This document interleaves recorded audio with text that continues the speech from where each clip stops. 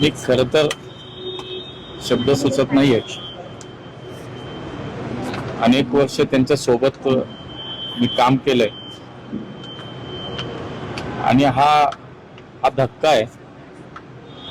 इतका अनपेक्षित धक्का असेल असं स्वप्नातही वाटलं नाही. त्यामुळे विश्वास अजूनही बसत नाही.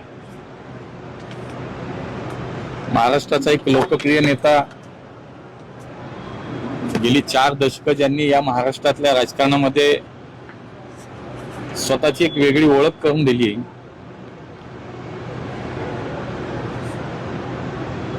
एक प्रशासनावरती चांगली पकड असलेला एक जनप्रतिनिधी, लोकप्रतिनिधी म्हणून त्यांची ओळख होती.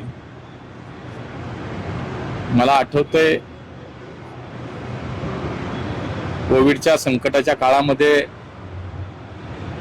2.5 वर्ष मी त्यांच्या सोबत या शहरामध्ये काम केलं.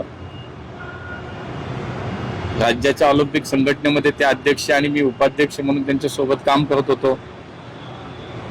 आणि आज दादा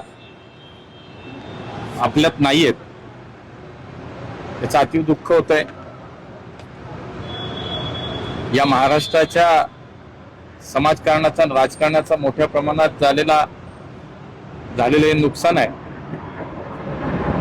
आणि आता दादा परत कधीच आपल्यात नाहीत, ही भावना सुद्धा खूप वेदना देणारी आहे. महाराष्ट्राच्या राजकारणामध्ये जे काही मोजकेच नेते हे सर्वपक्षीय कार्यकर्त्यांच्या मनावरती राज्य करत होते, किंबहुना त्यांना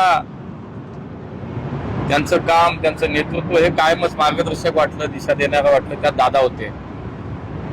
माझ्यासारख्या कार्यकर्त्याला तर इतका सहवास त्यांचा लाभला. आणि त्यानंतर आता दादांशिवाय राज्याचं, पुण्याचं राजकारण, समाजकारण कल्पना सुद्धा नाही करू शकत. त्यामुळे समाजाचं नुकसान आहे, या महाराष्ट्राचं नुकसान आहे. पवार कुटुंबियांवरती तर निश्चितपणे हा मोठा आघात आहे. तितकाच आघात या महाराष्ट्रातल्या सर्वसामान्य